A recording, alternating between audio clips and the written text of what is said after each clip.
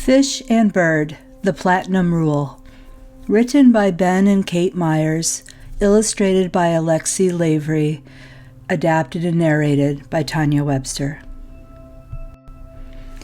Fish and Bird are friends. Fish is the quiet sort and lives in a small pond and loves to listen to her friend Bird, who is quite outgoing and lives high in a nest in a tree.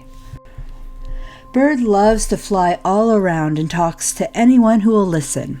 She is especially fond of the clouds, from whom she gets the latest weather reports and the news from around the world. Later, she lands on a branch above the pond where Fish lives and tells her stories to Fish of what she has learned.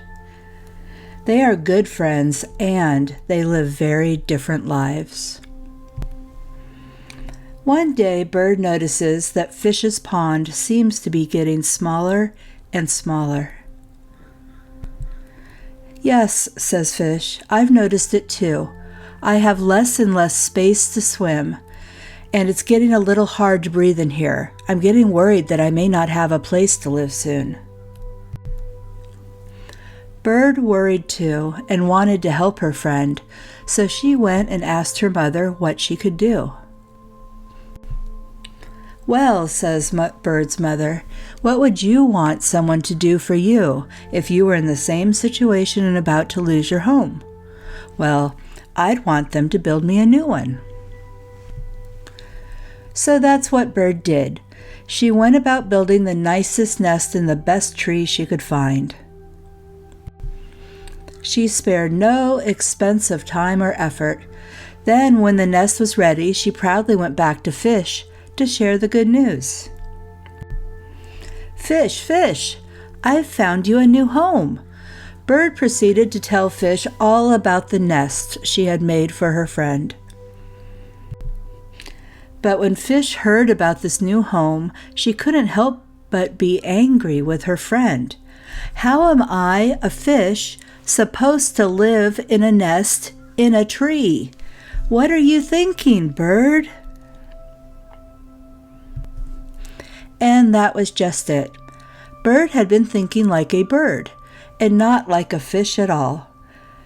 After her shock and embarrassment, Bird realized that what she had done would have worked for her, a bird, but not so well for her very different friend, Fish. So, what do you think Bird did then?